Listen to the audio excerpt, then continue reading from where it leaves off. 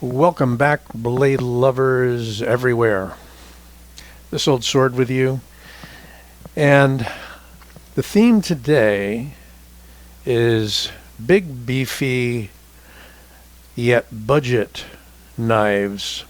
These top out at $80 and start in at around $50, I believe. And we'll try to go over some of those prices as we look at these knives, but I was impressed lately by the number of blades I was getting in that were really heavily constructed, particularly for the money, and all well under $100. So you don't need to spend a lot to get a lot. Now, truth be told, there's probably another 50 knives I could have put on the table here that would qualify. But I don't feel like doing a full-length motion picture here for you, and you'd just be skipping ahead anyway. So I'll try to contain this to about 15 minutes, and maybe even less. So let's get started. I'm going to start with the most expensive of the bunch, and that is the Kizer Roach. And that is this guy here, probably because of the micarta handle, adds a little to the cost over G10. The N690, I believe, blade steel, yep. So it's about $80, as I said, 81 off of Amazon. There's a lot of really great things going for this blade. It has kind of a pistol grip, that downward curved blade. It's got an excellent ergos for having a thumb ramp here. Even though there's no jimping, you have a positive place for the thumb back here, and you can work your way out if you need to. Thick stock on this guy. I think it's coming in close to 4 millimeters. Trying not to measure everything today. Oh, 3 millimeters just seems thicker, but it is a beefier, heavier knife. Does have weight relieving. Let's see if I can back out just a little here. Deep carry clip, which I like. A lot of people don't, but I like them. It's not switchable to the left side of the knife, unfortunately. They did do it, and Kizer's doing a lot of their clips now with the flathead screws. Although the clip is riding on the surface of the handle material, so it's not inset. Nice go forward position here. Plenty of finger choil on the blade. No danger of nicking your finger unless you want to. Black coated on this one. Not sure if this comes in too many other colors or iterations. Again, this is an Amazon item. So if you simply search for Kizer Roach, you will find this guy. And I'm going to leave it out, and we'll do some comparisons in size in just a moment. Next up on my list, and one of the ones that made me think about doing this review, is the Operator by Bestech. And the Operator is in a mere D2, nothing fancy, partially stainless, not fully stainless, but also a solid feeling beefy knife. There were a lot of questions when I did the first review on this, and when other people were simply investigating the knife. It didn't seem like much. It's one of those knives you got to get in your hand to really understand and know. Not a high grind on this one. The Kizer had a much higher grind. This is in strict Wharncliffe configuration with a straight edge and that angle down on the clip. It has this area here for your thumb that is jimped, but it also has this really perfect indent swale for your thumb if you want to go way out here. And you could even use that for your index finger if you're doing fine work. Green G10 on this one. This also comes in a variety of configurations. Deep carry clip, although Bestech elected to use those dome head screws. If I can get this in focus. Yeah, so you got those dome head screws. It is weight relieved. It's a liner lock. These are all liner locks. They don't have any frame locks on the table. Once you start going frame lock, you're talking more expensive usually.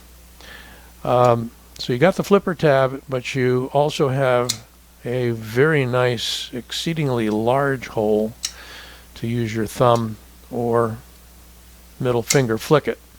Although I find that when you're trying to middle finger flick it, you can stick your fingers through too far. You can almost wear this thing as a ring. So you got to catch the edge. A little bit of practice, no problem, if that's really what you got to do. I find that just rolling it out with the thumb is perfect. I don't need to change position with my fingers. Just roll it out. And that's one of the things that makes this knife quite nice. Once again, we don't have a switchable clip. We do have a lanyard hole. You could even grab this guy by that hole in the blade and open it with a gravity flick like that. Still has a pretty good detent, however. Nice Bestech logo on the pivot. It's a T8. Again, deep carry. And just maybe, for most people seeing this for the first time, an underrated knife. But I like the size. It's perfect. It fits my hand. It's fairly flat. And again, it's a beefy, heavyweight knife. We're going to move now to another one from Bestech. And this is the Mako. This is a real useful drop point blade with a high grind. K110 on this one. So your so-called premium D2, if you will. A very aggressively milled handle out of a gray-blue G10 on this. Lanyard hole. And short back spacer. Nice jimping there. Deep carry clip. And again, we don't have a switchable clip. Only thing I could have done without is those ventilations on the clip. For some reason or other, I don't care for that clip design, but it is a nice deep carry. It's bright, does stand out. I find with these chromy looking polished bright clips, you can always take a little 3M Scotch-Brite around 300 grit and put a nice satin finish on that. Just you can protect the knife by slipping a piece of paper underneath. You don't even need to really remove the clip, or you could. And then just work it with a little bit of that 3M Scotch-Brite, and it takes that that mirror shine off if you wanted to do that. So flipper only on this guy, really no means, even though there's a fuller there, it's pretty buried. No means to open it other than the flipper. We have semi-usable space on the front of the flipper tab / guard that you can fit your finger, and the jimping bites pretty well, and you have the additional jimping creating a ramp there on the frame, and nice jimping down there, and you even have a jimped liner. So they did a little extra work on this guy. I think it's still coming in $50 to $60. You can check the prices. Again, you should be able to pull this up on either White Mountain, or you should be able to see it on Amazon. They sell a lot of Bestechs as well. Can't get over the texture on the sides of this, and yet it's contoured nicely in here, so that you can get an excellent grip. Works nicely with a kind of a thumb ramp there and the point down too, if that's what you need. So K110, Bestech Mako, nice, solid, beefy knife. Plenty of point there. Nothing delicate about the points on any of these. We're going to finish up with two Petrified Fish knives. I was so impressed with this one when it came in. I didn't expect it to be as good as it is. This is the 969 by Petrified Fish. And this does have a little thicker stock than the others.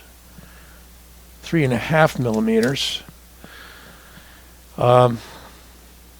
Can be opened with the hole in the blade, with the flipper tab, and yes, you can middle finger flick it. Whoopee! Came with a lanyard in place. I liked it. I'm not a lanyard guy, but I left it on. If I do carry it extensively, may leave it on, may take it off, I don't know. I like grabbing the knife there when I take it out of the pocket. They gave us on this one a nice titanium clip. And what they used on this one is the K110 as well. So this is about the $55 mark, which is the top mark for Petrified Fish. And you are getting a lot of knife for that. Thick liners. Plenty of jimping right out onto the blade. Jimping down here for your finger. Recessed access to the liner. Very smooth drop shut action. One of my favorites for the money, really, even considering that some of the other offerings on the table are really excellent as well. Finally, here is the Petrified Fish Beluga, designed by Nashorn. Front flipper, but easily rolled out using the fuller, or easily middle finger flick, because that fuller's got a sharp shoulder.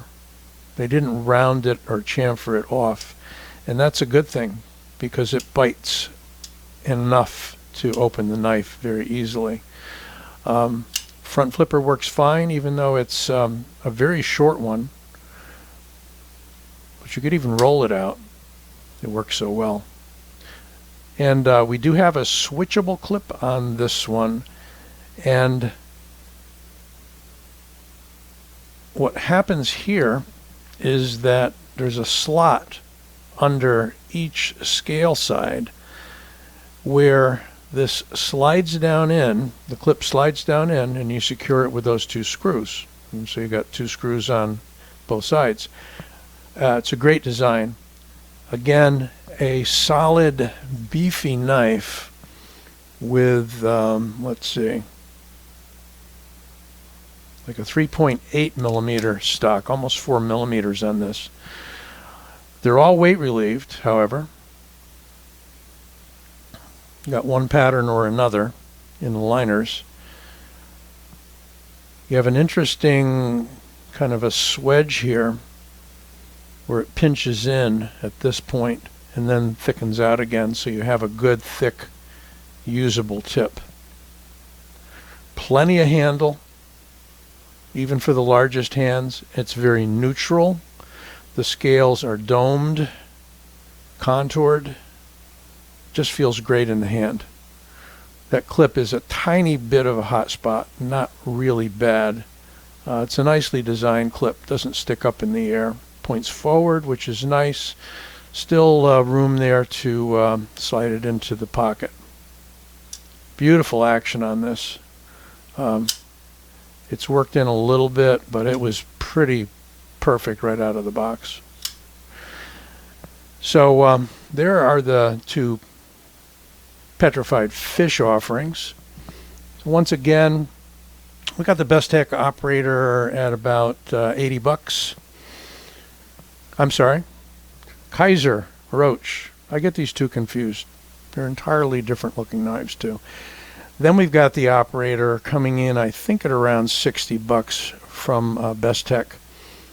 We have the also Bestech Mako, and we have the Beluga, and the, without a name as far as I know, the 969. So there you have the beastie sort of knives at budget prices. Hope you enjoyed this review. Give it a like. Don't forget to subscribe. We'll be back with you real soon.